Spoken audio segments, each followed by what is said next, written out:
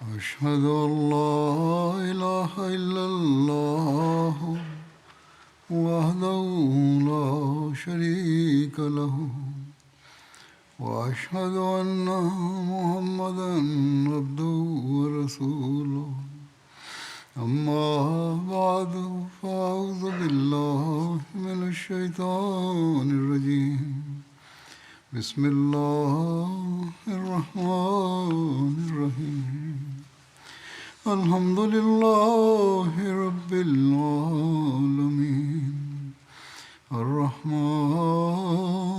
الرحيم مالك يوم الدين إياك نعبد وإياك نستعين اهدنا الصراط المستقيم صراط الذين أنعمت عليهم غير المغضوب عليهم ولا الضالين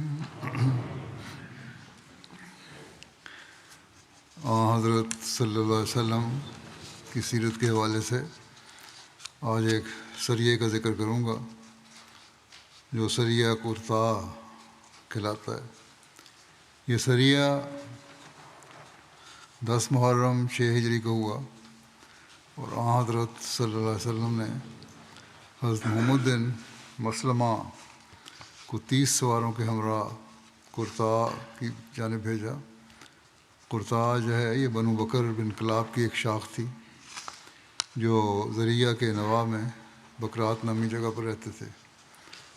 بکرات مدینہ سے 7 راتوں کی مسافت پر تھا۔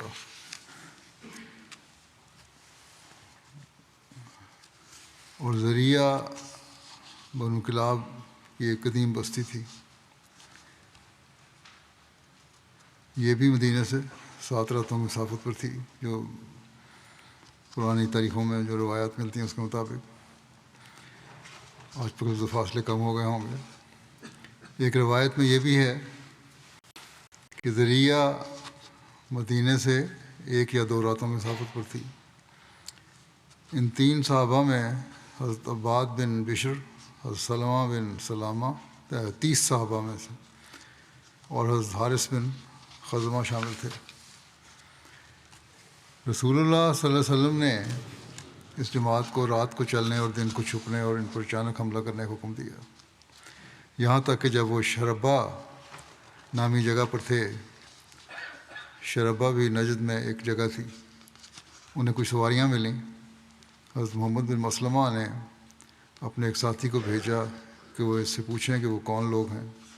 وہ گئے اور واپس آ کر بتایا کہ وہ قبیلہ محارب کے لوگ ہیں، انہوں نے قریب ہی پڑاؤ ڈالا ہوا ہے اور اپنے جانوروں کو چرنے کے لیے چھوڑا ہے، یہاں تک کہ مسلمانوں نے ان کو اتنی مہلت دی کہ ان کے جانور پانی کے گرد بیٹھ گئے تو مسلمانوں نے ان لوگوں پر حملہ کر دیا۔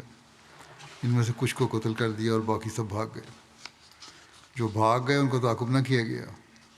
صحابہ نے اونٹوں اور بکریوں کو ہانکا اور عورتوں کو کچھ نہ کہا، پھر وہاں سے چل پڑے، اور جب ایک ایسی جگہ پر پہنچے جہاں سے وہ بنو بکر کو دیکھ سکتے تھے تو حضرت محمد بن مسلمہ نے حضرت عائض بن بصر کو بنو بکر کی طرف حالات معلوم کرنے کے لیے بھیجا۔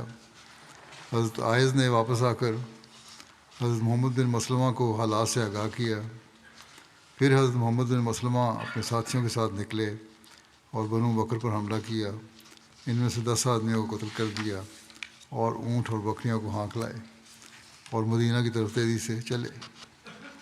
حضرت محمد بن مسلمہ نے اپنے چند ساتھیوں کو بکریوں کے ساتھ پیچھے چھوڑ دیا اور اونٹوں کو ہانک کر رسول اللہ صلی اللہ علیہ وسلم پر مدینہ پہنچ گئے۔ اس کے بعد بکریاں بھی پہنچ گئیں۔ رسول اللہ صلی اللہ علیہ وسلم نے اس میں سے خمس نکالا اور باقی حضرت محمد بن مسلمہ کے ساتھیوں میں تقسیم فرما دیا۔ ایک اونٹ کو 10 بکریوں کو برابر رکھا گیا۔ یہ تاریخ کی ایک کتاب میں روایت ہے، پوری کیونکہ تفصیل نہیں ہے، اسے لگتا ہے اتنا بڑا ظلم ہوا، آگے اس کی وضاحت بھی آ جائے گی۔ کل 150 اونٹ اور 3000 بکریاں تھیں۔ حضرت اس مہم کے لیے حضرت محمد بن مسلمہ 19 راتیں مدینہ سے باہر رہے اور 29 محرم کو 6 ہجری کو مدینہ واپس آئے۔ اس کی تفصیل میں مختلف کتابوں سے تواریخ سے حضرت مرزا بشیر احمد صاحب نے جو تاریخ فرمایا وہ اس طرح ہے کہ ابھی 6 ہجری شروع ہی ہوا تھا اور قمری سال کے پہلے مہینہ یعنی محرم کی ابتدائی تاریخیں تھیں کہ حضرت صلی اللہ علیہ وسلم کو اہل نجد کی طرف سے خطرے کی اطلاعات پہنچیں۔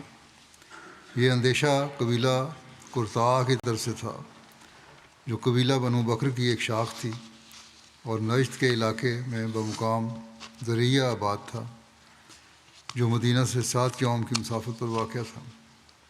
یہ خبر پا کر حضرت صلی اللہ علیہ وسلم نے فوراً 30 سواروں کا ایک ہلکا سا دستہ اپنے ایک صحابی محمد بن مسلمہ انصاری کی کمان میں نجد کی طرف روانہ فرما دیا، مگر اللہ تعالیٰ نے کفار کے دلوں میں کچھ ایسا رعب پیدا کر دیا کہ وہ معمولی سے مقابلے کے بعد ہی بھاگ نکلے، اور گو اس زمانے کے طریقے جنگ کے مطابق مسلمانوں کے لیے یہ موقع تھا کہ وہ دشمن کی عورتوں اور بچوں کو قید کر لیتے کیونکہ دشمن انہیں چھوڑ کر بھاگ نکلا تھا، مگر محمد بن مسلمہ نے عورتوں اور بچوں سے کوئی تعرض نہیں کیا اور عام سامان غنیمت لے کر جو اونٹوں اور بکریوں پر مشتمل تھا مدینہ کی طرف واپس لوٹ آئے۔ تو یہ وضاحت ہو گئی کہ دشمن قوم تھی، پلاننگ کر رہے تھے مدینہ پر حملہ کرنے کی، اس کے سدباب کے لیے عام وسلم نے بھیجا تھا، اور وہاں بھی یہ نرمی دکھائی کہ عورتوں اور بچوں کو کچھ نہیں کہا گیا۔ اس موقع پر ثمامہ بن اسال کا قیدی بننا اور اسلام قبول کرنے کا بھی ذکر ملتا ہے۔ سریہ قرطاع سے واپسی پر ثمامہ بن اسال کے قید ہونے کا واقعہ پیش آیا ہے۔ اس کی تفصیل میں سیرت خاتم النبیین میں لکھا ہے کہ اس مہم یعنی سریہ قرطاع کی واپسی پر ثمامہ بن اسال کے قید کیے جانے کا واقعہ پیش آیا۔ یہ شخص یمامہ کا رہنے والا تھا اور قبیلہ بنو حنیفہ کا ایک بہت بااثر رئیس تھا، اور اسلام کی دعوت میں اس قدر بڑا ہوا تھا کہ ہمیشہ بے گناہ مسلمانوں کے قتل کے درپے رہتا تھا۔ چنانچہ ایک دفعہ حضرت صلی اللہ علیہ وسلم کو ایک ایلچی اس کے علاقے میں گیا تو اس نے تمام قوانین جنگ کو بالائے طاق رکھ کر اس کے قتل کی سازش کی، بلکہ ایک دفعہ اس نے خود حضرت صلی اللہ علیہ وسلم کے قتل کا بھی ارادہ کیا۔ جب محمد بن مسلمہ کی پارٹی ثمامہ کو قید کر کے لائی تو انہیں یہ علم نہیں تھا کہ یہ کون شخص ہے، بلکہ انہوں نے اس سے محض شبے کی بنا پر قید کر لیا تھا، اور معلوم ہوتا ہے کہ ثمامہ نے بھی کمال ہوشیاری کے ساتھ ان پر اپنی حقیقت ظاہر نہیں ہونے دی، کیونکہ وہ جانتا تھا کہ میں اسلام کے خلاف خطرناک جرائم کا مرتکب ہو چکا ہوں، اور اگر اسلام کے ان غیرت مند سپاہیوں کو یہ پتہ چل گیا کہ میں کون ہوں تو وہ شاید مجھ پر سختی کریں یا قتل ہی کر دیں، کیونکہ خود یہ بہت سارے ایسے کام کر چکا تھا جس سے مسلمانوں کو نقصان پہنچتا تھا، مگر خود حضرت صلی اللہ علیہ وسلم سے وہ بہتر سلوک کی توقع رکھتا تھا۔ وہ تو خیال تھا کہ وسلم تک پہنچ جاؤں تو وہاں مجھ سے بہتر سلوک ہوگا۔ چنانچہ مدینہ کی واپسی تک محمد بن مسلمہ کی پارٹی پر ثمامہ کی شخصیت مخفی رہی۔ مدینہ پہنچ کر جب ثمامہ کو حضرت صلی اللہ علیہ وسلم کے سامنے پیش کیا گیا تو آپ نے اسے دیکھتے ہی پہچان لیا اور محمد بن مسلمہ اور ان کے ساتھیوں سے فرمایا کہ جانتے یہ کون شخص ہے؟ انہوں نے لا علمی کا اظہار کیا، جس پر آپ صلی اللہ علیہ وسلم نے ان پر حقیقت حال ظاہر کی۔ اس کے بعد آپ نے حسب عادت ثمامہ کے ساتھ نیک سلوک کیے جانے کا حکم دیا، اور پھر اندرون خانہ تشریف لے جا کر گھر میں ارشاد فرمایا کہ جو کچھ کھانے کے لیے تیار ہے ثمامہ کے لیے باہر بھیج دو۔ اس کے ساتھ ہی آپ نے صحابہ سے یہ بھی ارشاد فرمایا کہ ثمامہ کو کسی دوسرے مکان میں رکھنے کے بجائے مسجد نبوی کے صحن میں ہی کسی ستون کے ساتھ باندھ کر قید رکھا جائے، جس سے آپ کی غرض یہ تھی کہ تا آپ کی مجالس اور مسلمانوں کی نمازیں ثمامہ کی آنکھوں کے سامنے منعقد ہوں اور اس کا دل ان روحانی نظاروں سے متاثر ہو کر اسلام کی طرف مائل ہو جائے۔ اس طرح باندھا گیا تھا، یہ نہیں کہ اس طرح باندھا جاتا ہے کہ وہ متاثر نہ ہوتا اور غصے میں رہتا، بلکہ نرمی سے آرام سے ہی باندھا گیا ہوگا، جس طرح ایک قیدی کو باندھا جاتا ہے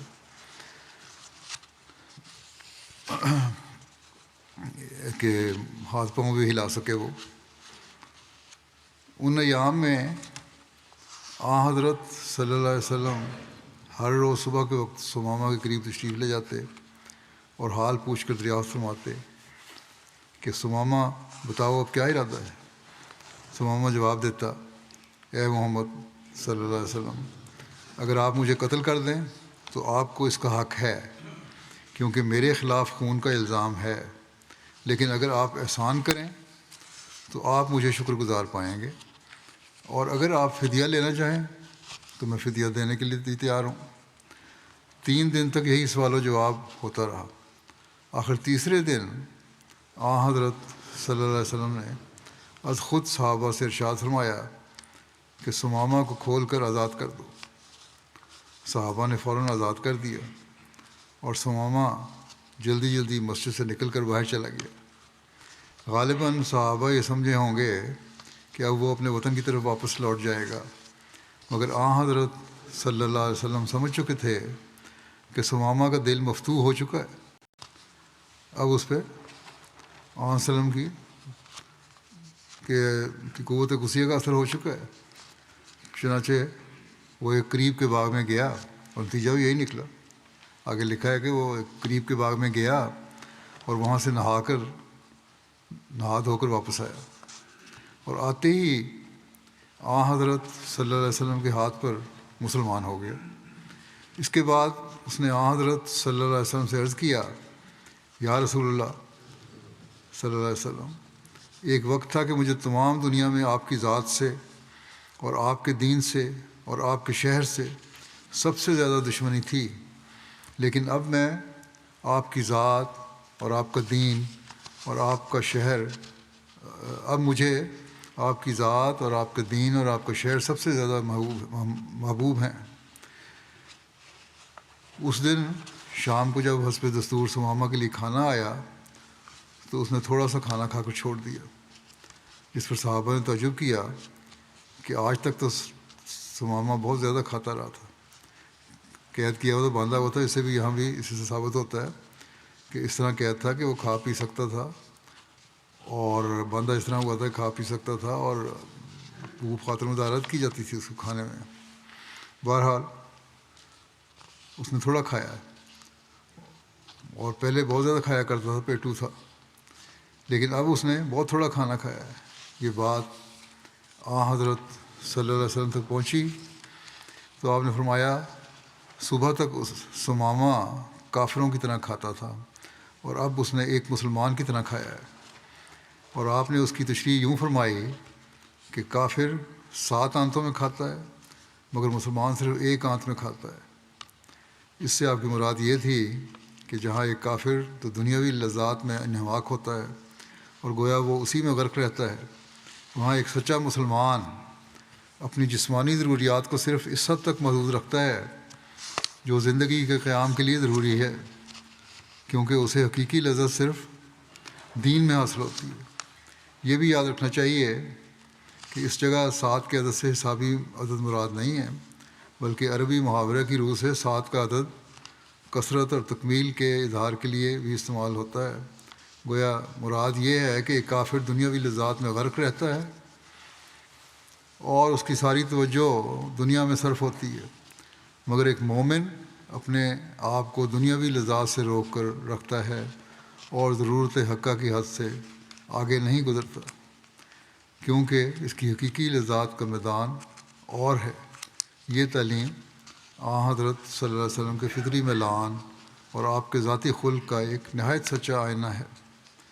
مسلمان ہونے کے بعد ثمامہ نے حضرت صلی اللہ علیہ وسلم سے عرض کیا کہ یا رسول اللہ، صلی اللہ علیہ وسلم، جب آپ کے آدمیوں نے مجھے قید کیا تھا تو اس وقت میں خانہ کعبہ کے عمرے کے لیے جا رہا تھا۔ اب مجھے کیا ارشاد ہے؟ آپ نے اس کی اجازت دی اور دعا کی، اور ثمامہ مکہ کی طرف روانہ ہو گیا۔ وہاں پہنچ کر ثمامہ نے جوش ایمان میں، اب اس کا جوش ایمان بالکل اور شکل اختیار کر گیا تھا۔ کہاں مخالفت تھی، کہاں ایمان کا جوش تھا۔ وہاں اس نے قریش کے اندر برملا تبلیغ شروع کر دی۔ مکے پہنچ کر قریش نے نظارہ دیکھا تو ان کی آنکھوں میں خون اتر آیا، اور انہوں نے ثمامہ کو پکڑ کر ارادہ کیا کہ اسے قتل کر دیں، مگر پھر یہ سوچ کر کہ وہ یمامہ کے علاقے کا رئیس ہے اور یمامہ کے ساتھ مکے کے گہرے تجارتی تعلقات ہیں، وہ اس ارادے سے باز آ گئے اور ثمامہ کو برا بھلا کہہ کر چھوڑ دیا۔ مگر ثمامہ کی طبیعت میں سخت جوش تھا، اور قریش کے وہ مظالم جو وہ حضرت صلی اللہ علیہ وسلم اور آپ کے صحابہ پر کرتے رہے تھے، وہ سب ثمامہ کی آنکھوں کے سامنے تھے۔ اس نے مکے سے رخصت ہوتے ہوئے قریش سے کہا کہ خدا کی قسم، آئندہ یمامہ کے علاقے سے تمہیں غلہ کا ایک دانہ نہیں آئے گا جب تک کہ رسول اللہ صلی اللہ علیہ وسلم اس کی اجازت نہ دیں گے۔ اپنے وطن پہنچ کر ثمامہ نے واقعی مکے کی طرف یمامہ کے قافلوں کی آمد و رفت روک دی، اور چونکہ مکے کی خوراک کا بڑا حصہ یمامہ کی طرف سے آتا تھا، اس لیے اس تجارت کے بند ہو جانے سے قریش مکہ سخت مصیبت میں مبتلا ہو گئے۔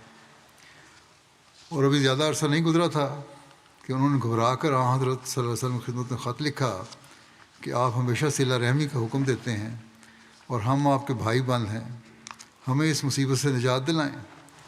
اس وقت قریش مکہ اس قدر گھبرائے ہوئے تھے کہ انہوں نے صرف اس خط پر ہی اکتفا نہیں کیا، بلکہ اپنے رئیس ابو سفیان بن حرب کو بھی حضرت صلی اللہ علیہ وسلم کے پاس بھجوایا، جس نے حضرت صلی اللہ علیہ وسلم کی خدمت میں حاضر ہو کر زبانی بھی آہو بکا کی، بہت شور مچایا اور اپنی مصیبت کا اظہار کر کے رحم کا طالب ہوا، جس پر حضرت صلی اللہ علیہ وسلم نے ثمامہ بن اسال کو ہدایت بھجوا دی کہ قریش کے ان قافلوں کی جس میں اہل مکہ کی خوراک کا سامان ہو، روک تھام نہ کی جائے۔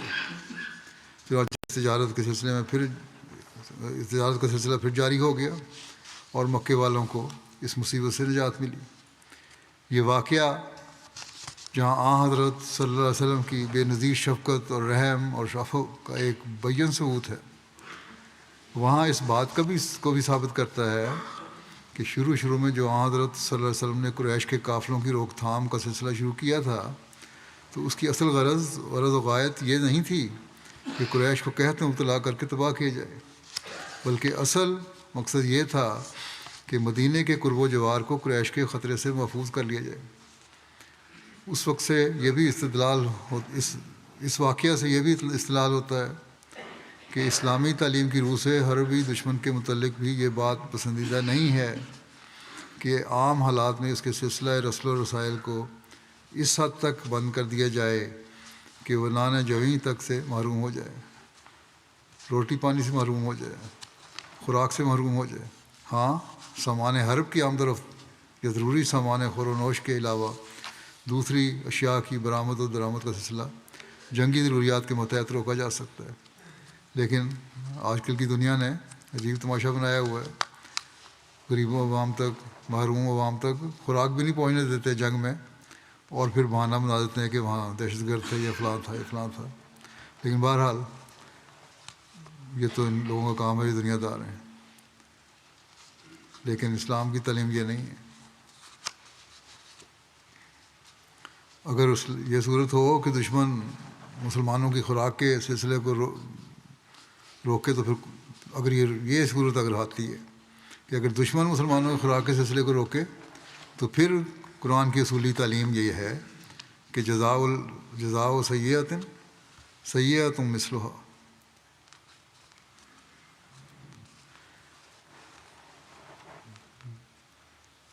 کہ اس کے تحت اس سلسلے کو بھی روکنا جائز ہوگا کہ عدلے کا بدلہ ہوگا، جیسا کہ ذکر کیا گیا ہے۔ ثمامہ بن اسال اپنے علاقے کا ایک ذی اثر رئیس تھا۔ اس کی پرجوش تبلیغ کے ذریعے یمامہ کے بہت سے لوگ اسلام میں داخل ہو گئے۔ اس کے بعد جب حضرت صلی اللہ علیہ وسلم کی وفات کے قریب اور حضرت ابوبکر رضی اللہ عنہ کی خلافت کے شروع میں مسلمہ کذاب جھوٹے مدعی نبوت کے پیچھے لگ کر یمامہ سے بہت سے بادیانشین اسلام سے مرتد ہو گئے، تو ثمامہ خود نہایت پختگی کے ساتھ اسلام پر قائم رہا، بلکہ اس نے اپنی والہانہ جدوجہد سے بہت سے لوگوں کو مسلمہ کی شر سے محفوظ کر کے اسلام کے جھنڈے کے نیچے جمع رکھا اور مسلمہ کے فتنہ کے مٹانے میں نمایاں خدمات سر انجام دی۔ یہ سریے کا کل ذکر ہے۔ آج کچھ میں نے جنازے بھی پڑھانے ہیں۔ ایک حاضر جنازہ ہے، جنازہ آ گیا۔ حاضر جنازہ ہے مکرم عبداللطیف خان صاحب کا، جو مڈل سیکس کے ریجنل امیر بھی رہے ہیں۔ 11 دسمبر کو ان کی وفات ہوئی ہے 85 سال کی عمر میں۔ انا للہ و انا الیہ راجعون۔ آپ حضرت مسیح موعود علیہ السلام کے صحابہ حضرت محمد ظہور خان صاحب پٹیالوی کے بیٹے اور حضرت ڈاکٹر حشمت اللہ خان صاحب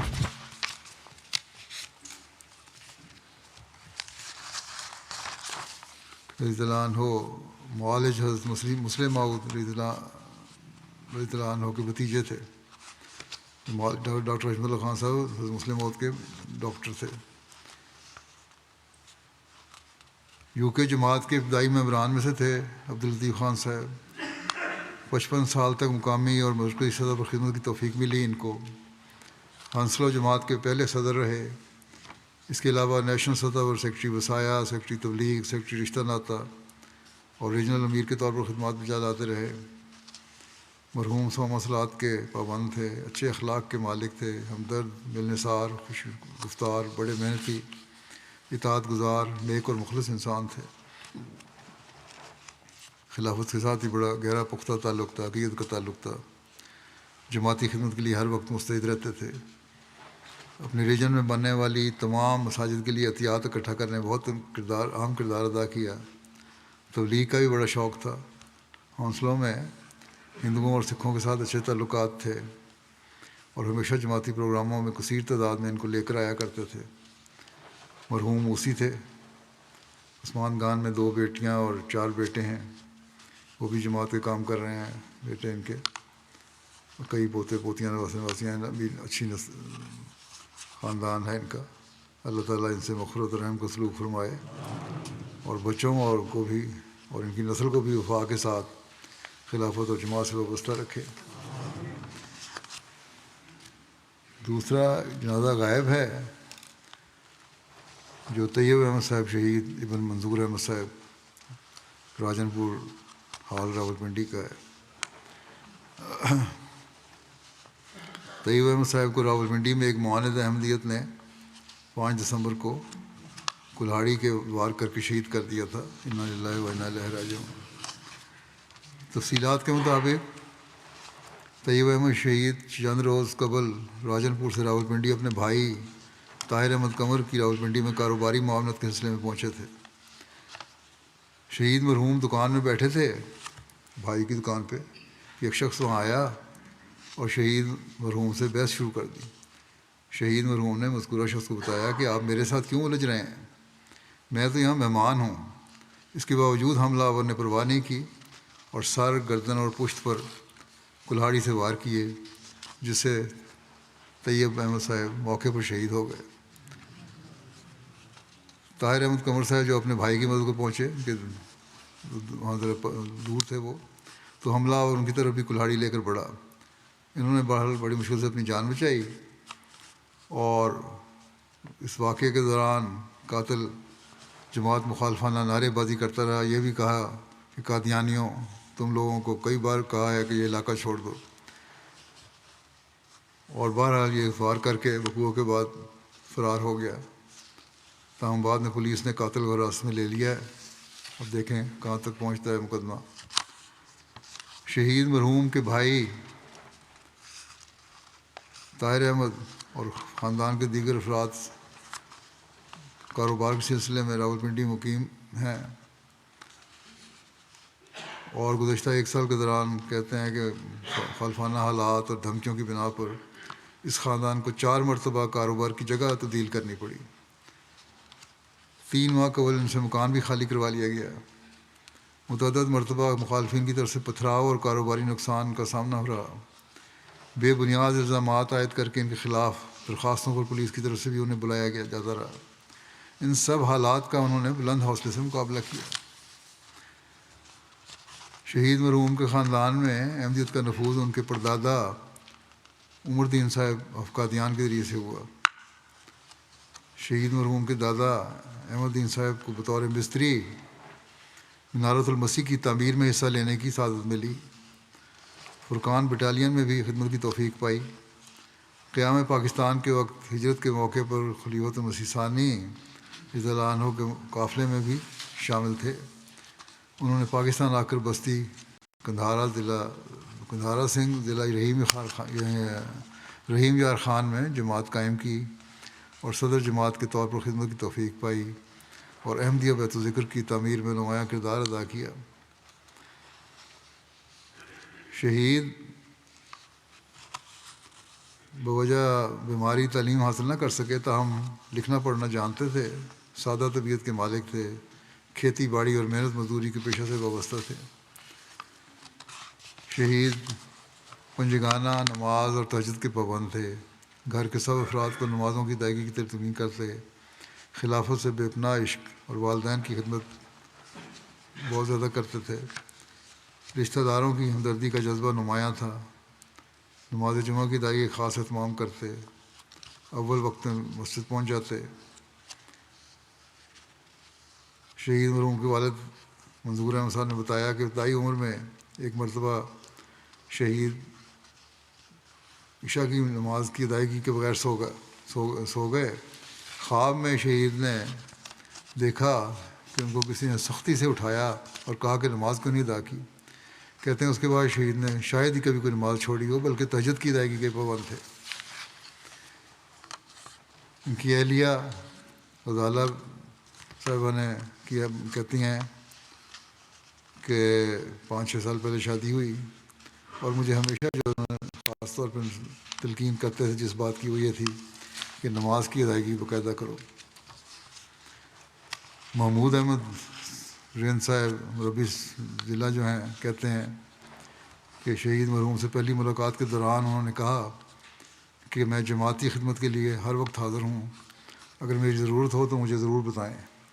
شہید مرحوم واقعی زندگی سے بہت محبت کرنے والے سادہ اور کم گو انسان تھے. جب مسجد میں آتے تو سنتوں کی ادائیگی کے بعد ذکر الہی مصروف رہتے. مرحوم کے پسماندگان میں والد، والدہ مقصودہ بی بی صاحبہ، اہلیہ غزالہ صاحبہ اور 2 بھائی ہیں.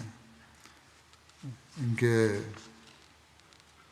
ایک بھائی مولانا وقف دین ہیں. مرحوم کی اولاد کوئی نہیں تھی. اسی طرح مرحوم کی 2 ہمشیرگان بھی ہیں. اللہ تعالیٰ شہید مرحوم کے درجات بلند فرمائے اور جملہ پسماندگان کو صبر جمیل عطا فرمائے. دوسرا جنازہ جو ہے غائب وہ عزیزم مہند معید ابو عواد غزہ فلسطین کا ہے. یہ بھی ایک ڈرون حملے میں 20 سال کی عمر میں شہید ہو گئے. انا للہ و انا الیہ راجعون. شریف عہدے صاحب امیر کوابیر لکھتے ہیں کہ مہند معید ابو عواد 20 سالہ شرمیلا کم گو اور جنگی حالات کے باوجود ہمیشہ خوش پوشاک رہنے والا نوجوان تھا. وہ اپنے والدین کے ساتھ غزہ کے جنوب میں خان یونس کے قریب ہیومینٹی فرسٹ کے کیمپ میں خیمہ اور ہیومینٹی فرسٹ بھی کرتے تھے لوگوں کی. صرف خود کیمپ میں نہیں رہتے تھے بلکہ ہیومینٹی فرسٹ والے کہتے ہیں کہ ہمارا بڑا اچھا کارکن تھا یہ. ان کے خاندان میں احمدیت والد معید صاحب کے ذریعے آئی تھی جنہوں نے غالباً 2009 یا 2010 میں اپنی خاندان سمیت بیعت کی تھی. محمد مرحوم کو جیسا کہ پہلے میں نے بتایا ہیومینٹی فرسٹ کی ٹیم میں بطور اداکار خدمت کی توفیق ملی بہت سرگرم رکن تھے۔ محمد اپنے خاندان اور پڑوسیوں کی تکالیف اور ضروریات کو محسوس کرتا اور ان کے ازالے کے لیے کوشاں رہتا تھا۔ کھانے کے لیے اس علاقے میں کچھ نہیں تھا، اس لیے وہاں کہیں سے کوئی غذا کا لقمہ مل جانا کوئی نعمت سے کم نہیں ہوتا تھا۔ بہت برا حال ہے آج کل وہاں، پابندی لگائی ہوئی ہے اسرائیل کی حکومت نے غذا جانے سے، ٹرک جو جاتے ہیں مدد کے ان کو روکا جاتا ہے۔ شہادت کے وقت سے کچھ دن پہلے محمد غزہ کے جنوب میں رفح کے علاقے میں کھانے کی تلاش میں گیا۔ اس علاقے سے کھانے کے امدادی سامان سے بھری گاڑیاں گزرتی ہیں، لیکن اکثر ان پر حملہ کر کے سب کو تباہ کر دیا جاتا ہے یا لوٹ لیا جاتا ہے۔ اس لیے بعض نوجوان اس علاقے میں جاتے ہیں کہ شاید انہیں تباہ حال ملبے میں کہیں کچھ کھانے کا سامان مل جائے۔ بعض اوقات یہاں مٹی کے ساتھ ملا ہوا آٹا مل جاتا ہے، ملتا بھی ہے تو مٹی میں ملا ہوا، لیکن یہ بھی ان کے لیے ایک غیر معمولی نعمت بن جاتا ہے۔ محمد ایک دفعہ جب وہاں گیا تو خوش قسمتی سے وہاں اپنے خاندان اور پڑوسیوں کے لیے کچھ آٹا اسے مل گیا، وہ لے آیا گھر۔ والدہ بھی خوش تھیں کہ کئی لوگوں کو زندہ رہنے میں مدد ملے گی اس سے، لیکن اس کے والد نے ڈانٹا کہ دوبارہ نہیں جانا، کیونکہ وہاں سے واپس لوٹنا کسی معجزے سے کم نہیں ہے۔ تم ابھی نوجوان ہو اور زندگی میں آگے ابھی بہت کچھ کرنا ہے، اس لیے یہ کوئی مقبول فیصلہ نہیں ہے کہ تم وہاں چلے جایا کرو چند کلو گرام آٹے کے لیے اور اپنی جان کو خطرے میں ڈالو۔ بہرحال وہ 3 دسمبر کو پھر اپنے دوستوں کے ساتھ، 2 ساتھیوں کے ساتھ غذا کی تلاش میں وہاں چلا گیا۔ وہاں ایک فلسطینی بھائی کی لاش دیکھی۔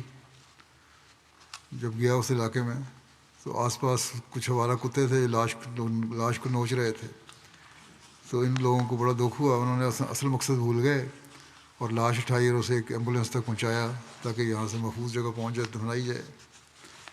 اس دوران انہیں ایک زخمی عورت اور اس کی بیٹی کی چیخیں سنائی دیں جو مدد کے لیے پکار رہی تھی، وہ بھی زخمی تھی۔ یہ تینوں لاش کو ایمبولینس میں تک پہنچا کر اسٹریچر لے کر زخمی ماں بیٹی کو لینے واپس گئے۔ ابھی ایک زخمی کو اٹھا کر لے جا رہے تھے کہ اسرائیلی طیارے نے اچانک ان پر میزائل چلا دیا۔ محمد اور اس کا ایک ساتھی اور دونوں زخمی عورتیں موقع پر شہید ہو گئے، جبکہ تیسرا ساتھی بچ گیا۔ اس نے یہ ساری دردناک کہانی بیان کی اور کہتے ہیں کہ اس کا بھی بڑا افسوس ہے کہ جو بھی محمد اور اس کے ساتھیوں کی لاش اٹھانے گیا تھا وہ بھی وہیں مارا گیا۔ آخرکار ان کی لاش کل ایک ہسپتال سے ملی ہے، 1 دن پہلے ملی تھی۔ شہید کے والد معید صاحب جماعت کے بہت ہی مخلص اور عاجز ممبر ہیں۔ وہ ہمیشہ جماعت کی خدمت کے لیے کام تلاش کرتے رہتے ہیں۔ یہاں ہیومینٹی فرسٹ کے کیمپ میں وہ کسی کو نماز کے لیے مختص جگہ کی صفائی وغیرہ نہیں کرنے دیتے، بلکہ خود صفائی کرتے ہیں۔ ہمیشہ اخلاص اور دیانتداری کا کام کرتے ہیں۔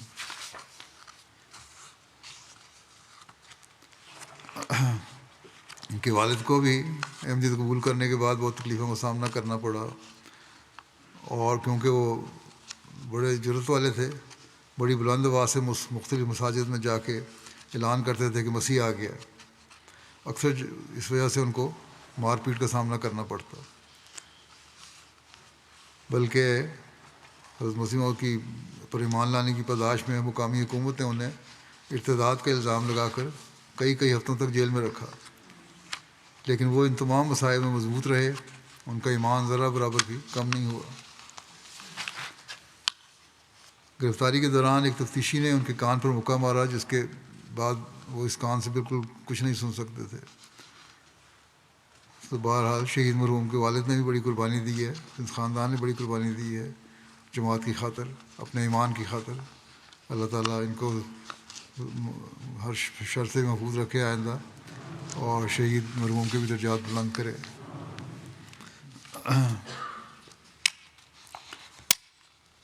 اگلا جنازہ ہے مولوی محمد ایوب بٹ صاحب درویش قادیان کا،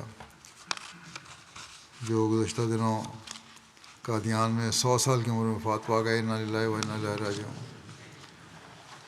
ایوب بٹ صاحب نے اپنے ایک بیان میں لکھوایا تھا کہ ان کی والدہ مکرمہ کریم بی بی صاحبہ کے ذریعے ان کے خاندان میں احمدیت آئی تھی، وہ میرپور کشمیر کی رہنے والی تھیں، اور ان کے ایک بھائی سید ارشد علی صاحب قادیان سے تعلیم حاصل کر گئے تھے۔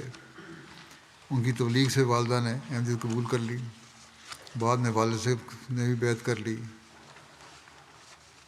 ایوب بٹ صاحب درویش کی تحریر کے مطابق مرحوم نے عین جوانی میں خواب میں حضرت صلی اللہ علیہ وسلم کو گھوڑے پر سوار دیکھا۔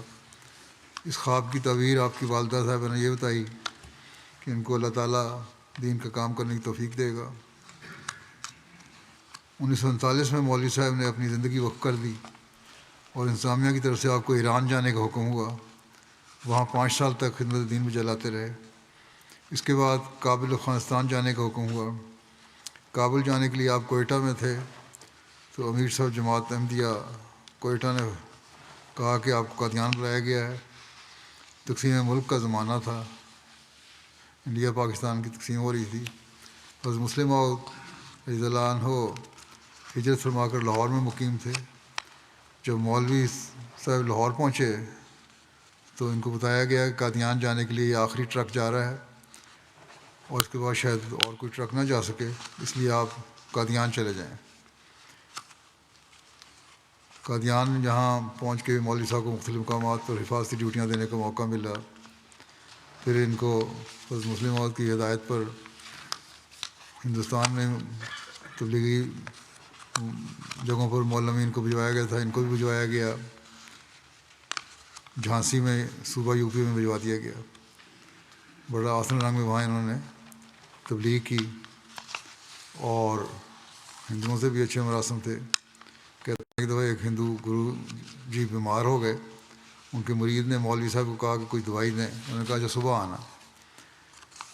کہتے ہیں میں نے دعا کی تو رات کو حضرت مسلم موعود رضی اللہ عنہ کو خواب میں دیکھا۔ انہوں نے اپنا دوائیوں کا بکس کھولا اور بتایا کہ یہ دوائی دے دو۔ مولوی صاحب مرحوم نے بیان کیا کہ جب میں صبح بیدار ہوا تو وہ شیشی میرے ہاتھ میں تھی، پھر میں نے اس میں سے 3 خوراکیں گرو جی کو دے دیں اور وہ ٹھیک بھی ہو گئے۔ ہندوستان میں مختلف مقامات پر ان کو خدمت کی توفیق ملی،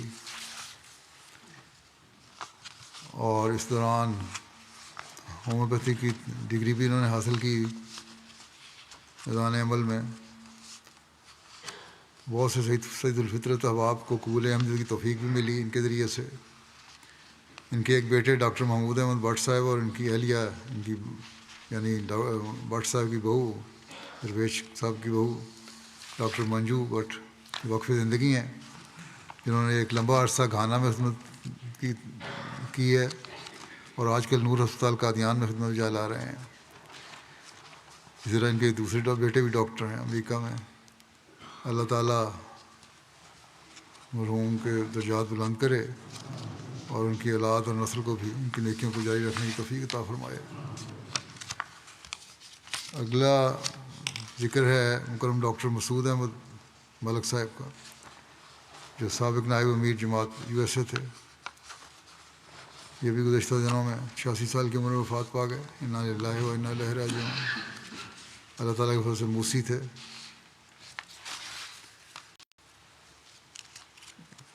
آپ حضرت الحاج مولوی محمد عبداللہ صاحب بھی حضرت مسیح علیہ السلام کے پڑپوتے اور ملک عبد الرحمن صاحب کے پوتے تھے۔ اللہ تعالیٰ کے فضل سے موسی تھے، اور سن 2000 میں فریضہ حج ادا کرنے کی توفیق ملی ان کو۔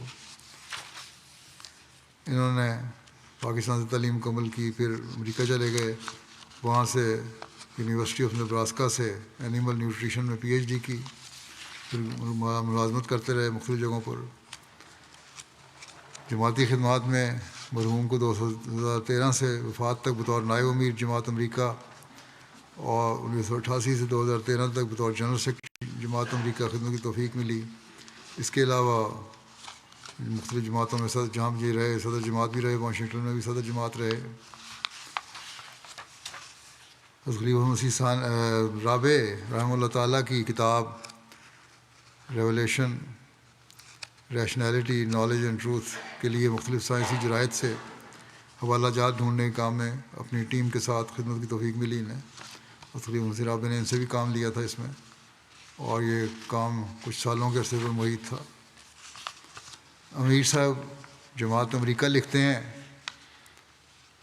کہ ڈاکٹر صاحب نے کئی دہائیوں تک جماعت امریکہ کی پورے اخلاص اور وفا کے ساتھ خدمت کی، خلافت کے مطیع اور فرمانبردار اور خلیفہ وقت کے ارشادات پر ہمیشہ لبیک کہنے والے اور نظام جماعت کا علم رکھنے والے اور اس کی اہمیت کو سمجھنے والے تھے، اور ہمیشہ ان کو نظام جماعت کی پابندی کرتے ہوئے پایا۔ ان کی اہلیہ فریدہ صاحبہ کہتی ہیں ملک صاحب اپنا زیادہ سے زیادہ وقت خدمت دین میں گزارنے کی کوشش کرتے تھے۔ ہفتے میں 4 دن 10 گھنٹے جاب کرتے تھے تاکہ جمعہ ہفتہ اتوار کو باقاعدہ سے تمام دن دفتر جنرل سیکرٹری میں کام کر سکیں، اور اپنے جاب پہ بھی 10 گھنٹے کام کرنے کے بعد سیدھے مسجد چلے جاتے تھے۔ بعض دفعہ رات دیر تک کام میں مصروف رہتے۔ ناشتہ بھی کہتے ہیں اس خیال سے دفتر جاتے ہوئے گاڑی میں لے جاتے کہ وقت بچے گا اور جماعتی کام کر سکوں گا۔ جماعتی اموال کی حفاظت اور ان کو خرچ کرنے میں بھی بہت احتیاط سے کام کیا کرتے تھے، بلکہ انہوں نے ایک دوست کو کہا، وہاں کارکن کو، کہ اب کشائش تو پیدا ہو گئی ہے جماعت میں، لیکن جو درد سے خرچ کرنا چاہیے وہ بعض لوگ اتنا خرچ نہیں کرتے، غیر ضروری خرچ کر جاتے ہیں۔ اس کی بھی ان کو، جنہوں نے پرانے لوگ ہیں، ان کو اس بات کا بھی بڑا درد رہتا ہے کہ جس طرح استعمال ہونا چاہیے جماعتی اموال کا اس طرح بعض دفعہ استعمال نہیں ہوتا۔ اس بارے میں بھی سب عہدیداروں کو خیال رکھنا چاہیے۔ ان کی بیٹی سارہ کہتی ہیں کہ مرحوم کو ہمہ وقت جماعتی خدمت میں مصروف دیکھا۔ آپ نے گھر میں اپنی میز کے سامنے ایک بڑا سائن لگایا ہوا تھا جس پر یہ تحریر تھا کہ what have I done today in the service of my جماعت، اور مرحوم نے حقیقی رنگ میں ہر دن جماعت کی خدمت میں مصروف گزارا۔ ان کے بھائی مبارک صاحب، ملک مبارک صاحب کہتے ہیں کہ بیت الرحمان کی تعمیر مکمل ہونے کے بعد روزانہ کام سے سیدھے مسجد آتے اور رات دیر تک جماعت کے کاموں میں مصروف رہتے، اور خاص طور پر مجلس شورا کے دنوں میں ان کی ذمہ داری میں بہت اضافہ ہو جاتا تھا۔ کئی ہفتے بہت دیر تک جماعت کے کاموں میں گزارتے۔ آپ کے جاننے والے لکھتے ہیں، بہت سارے لوگوں نے لکھا کہ نظام جماعت کے لیے آپ کے دل میں بے حد عزت و احترام تھا، اور اپنے بچوں میں بھی آپ نے جماعت کی محبت پیدا کرنے کی کوشش کی۔ خود بھی تقویٰ کی راہوں پر چلتے اور اپنے بچوں کو بھی اس کی تلقین کرتے۔ قریبی اور دور کے رشتہ داروں کے ساتھ صلہ رحمی آپ کا اعلیٰ وصف تھا۔ ضرورت مندوں کی ہمیشہ مدد کرتے اور مریضوں کی سب سے پہلے عیادت کے لیے جاتے۔ بہت ہی عاجز، مہمان نواز، علمی صلاحیت رکھنے والے ایک مخلص اور باوفا انسان تھے۔ ہر کام کو بڑی تفصیل اور باریکی سے کرنے والے اور اپنی ذمہ داریوں کو سمجھ کر پورا کرنے والے تھے۔ مسجد میں زیادہ سے زیادہ وقت گزارنے کی کوشش کرتے۔ اللہ تعالیٰ مغفرت اور رحم کو سلوک فرمائے، ان سے درجات بلند فرمائے، ان کے بچوں اور نسلوں کو بھی ان کی نیکیاں جاری رکھنے کی توفیق دے۔ اگلا ذکر ہے مکرم شبیر احمد لودھی صاحب، جو میاں محمد شفیع صاحب مرحوم کے بیٹے تھے اور ہمارے ایک مربی سلسلہ فاروق شبیر لودھی کے والد۔ ان کی گزشتہ دنوں میں 62 سال کی عمر میں وفات ہو گئی۔ انا للہ و انا الیہ راجعون۔ ان کے خاندان میں احمدیت کا نفوذ ان کے دادا میاں شہاب الدین صاحب افلودی نگل کے ذریعے ہوا، جن کو اوائل زمانہ خلافت ثانیہ میں بیعت کر کے جماعت میں شامل ہونے کی توفیق ملی۔ مرحوم موسی تھے۔ سب سے بڑے بیٹے فاروق شبیر لودھی مبلغ سلسلہ لائبیریا ہیں، اور پچھلے کئی سال سے وہاں خدمت کی توفیق پا رہے ہیں، اور میدان عمل میں ہونے کی وجہ سے اپنے والد کے جنازے اور تدفین میں شامل نہیں ہو سکے۔ فاروق شبیر لودھی مبلغ سلسلہ لکھتے ہیں اپنے والد کے بارے میں کہ اللہ تعالیٰ کے فضل سے تہجد گزار، 5 وقتہ نمازوں کو پابند، حت الوسار نماز با جماعت کا اہتمام کرنے والے، دین کو دنیا پر مقدم کرنے والے، تلاوت قرآن کریم اور جماعتی لٹریچر کا مطالعہ کرنے والے، خلافت سے بے پناہ محبت کرنے والے، باقاعدگی سے خطبات سننے والے، تحریکات پر لبیک کہنے والے، نفلی روزہ کا بحالت حیثیت باقاعدگی سے اہتمام کرنے والے، ہر وقت جماعتی خدمت کے لیے تیار رہنے والے، واقفین زندگی سے خاص محبت کرنے والے، عہدے داران کا احترام کرنے والے، نظام جماعت کے لیے غیرت رکھنے والے، پیار سے تربیت کرنے والے، درگزر کرنے والے، مشکلات میں صبر اور حوصلہ دکھانے والے، اللہ تعالیٰ کی ذات پر کامل بھروسہ رکھنے والے، اپنی مشکلات اللہ تعالیٰ کے خشوع و خضوع سے بیان کرنے والے، دوسروں کی مشکلات میں ہر ممکن مدد کرنے والے، کسی کے لیے بھی دل میں ناراضگی کے جذبات نہ رکھنے والے، کسی بھی کامیابی کو محض اللہ کا خاص فضل قرار دینے والے، انصاف کرنے والے، صاحب الرائے، مہمان نواز، دل کھول کر مالی معاوضت کرنے والے تھے، اپنے عملہ کے ساتھ خوش اخلاقی سے پیش آتے. اور لوگوں نے بھی اس بارے میں لکھا ہے، صرف بیٹے کی باتیں نہیں ہیں، اچھے نیک آدمی تھے. گجرانوالہ میں ایک زمانے میں جب شروع ہوئی ہے کلمہ مٹانے کی تحریک، تو مسجد سے ہمارا کلمہ مٹایا جاتا تھا، اور ان کو مقرر کیا گیا تھا کہ آپ نے لکھا ہے ہر دفعہ جو کلمہ مٹایا جاتا کہ فوراً جا کے دوبارہ کلمہ لکھ دیتے. بڑی ہمت سے انہوں نے کام کیا اس وقت. پھر یہ لکھتے ہیں کہ ایک خوبی بڑی نمایاں تھی کہ ان کو اگر کسی کو تکلیف بھی پہنچتی تو کبھی پلٹ کے جواب نہیں دیتے تھے، بلکہ صبر اور حوصلہ دکھاتے تھے،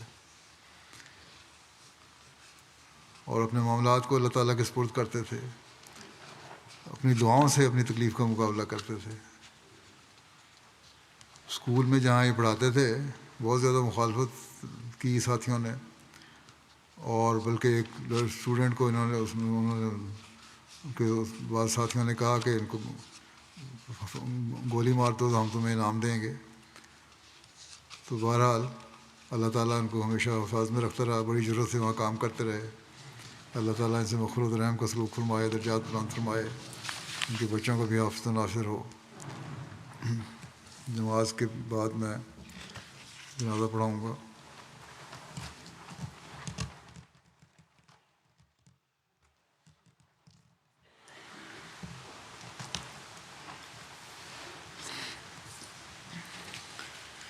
الحمد لله نحمده ونستعينه ونستغفره ونؤمن به ونتوكل عليه ونعوذ بالله من شرور أنفسنا ومن سيئات أعمالنا. من يهده الله فلا مضل له ومن يضلل فلا هادي له ونشهد أن لا إله إلا الله ونشهد أن محمدا عبده ورسوله.